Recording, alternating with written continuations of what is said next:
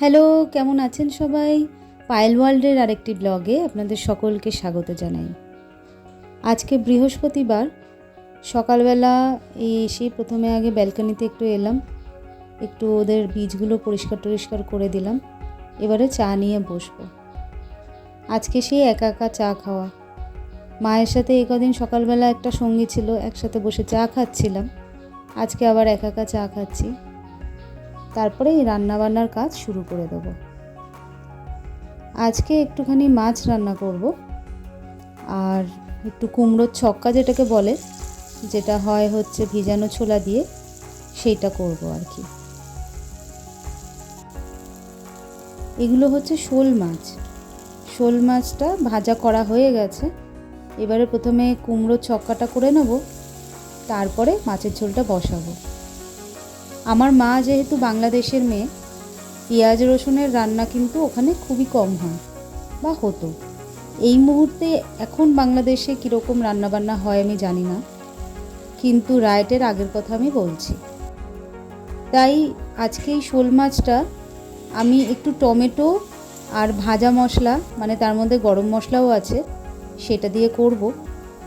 কিন্তু জানেন তো, নর্মাল শুধু জিরে আদা বাটা দিয়ে যদি আপনি করেন শোল মাছ আলু দিয়ে, বেশি ভালো হয় খেতে।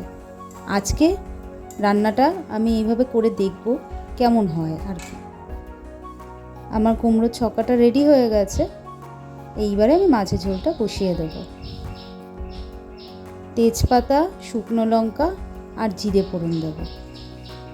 ব্যাস, এরপরে একে একে আলু, টমেটো, আদা বাটা এগুলো দিয়ে একটু ভেজে গুঁড়ো মশলা যা যা লাগে, একটু জিরে গুঁড়োই শুধু দেব, আর হলুদ গুঁড়ো, লঙ্কার গুঁড়ো দিয়ে ভালো করে কষিয়ে ওই যে ভাজা মশলাটা সেটা দিলাম।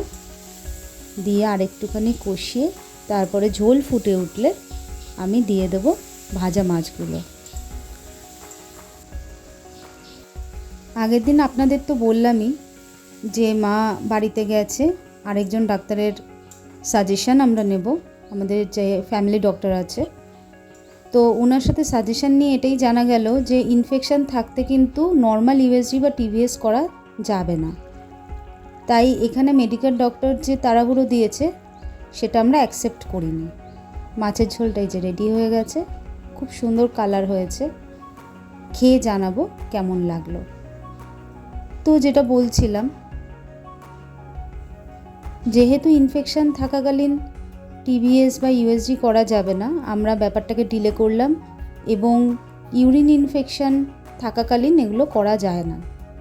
তো ওই জন্য ইনফেকশানটাকে সারাতে হবে। আর যেহেতু আপনাদের বলেছিলাম যে আগরপাড়া সোদপুরের ডাক্তার মিসগাইড করেছে, মানে হচ্ছে যে ওষুধ দরকার নেই সেটা তো খেতে দিয়েইছে, তার জন্য প্রচুর শরীর খারাপ হয়ে গেছে, সেই শরীরটা এখন রিকভার করতেও টাইম লাগছে।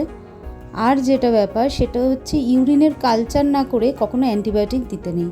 উনি অ্যান্টিবায়োটিকটা কালচার না করেই দিয়েছেন, সেই জন্য অনেক লেন্দি হয়ে গেছে প্রসেসটা, আর কোনো রকম কিছু করা যাচ্ছে না। বিকেলবেলা একটুখানি হাঁটাহাঁটি করতে বেরিয়েছিলাম, তারপরে বাড়িতে এসে একটুখানি আলু ভাজা করে দিচ্ছি অনির্বাণের জন্য। আর আমি তো রাত্রেবেলা মোটামুটি বেশিরভাগ দিনই মিক্সড গ্রেভি নুডলস খাই।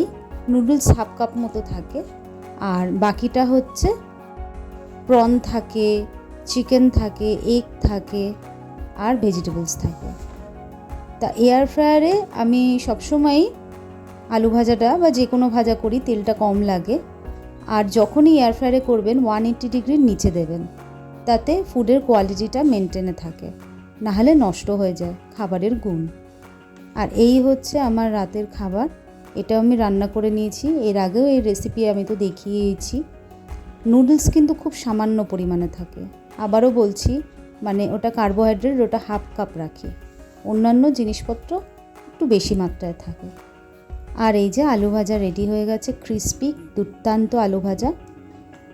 ব্যাস, এই রাতের খাবার দাবার মোটামুটি আমার কমপ্লিট।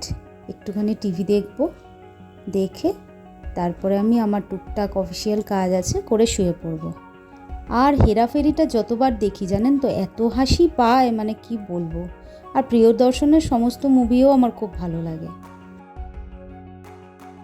আর জানেন তো, মাছের ঝোলটা কিন্তু গরম মশলা টমেটো ছাড়া প্লেন জিরে আদা বাটাতেই বেশি ভালো লাগবে। যাই হোক, আজকের দিনটা এইভাবে কাটলো। আপনারা সকলে ভালো থাকবেন, সুস্থ থাকবেন। দেখা হবে পরের একটি ব্লগে।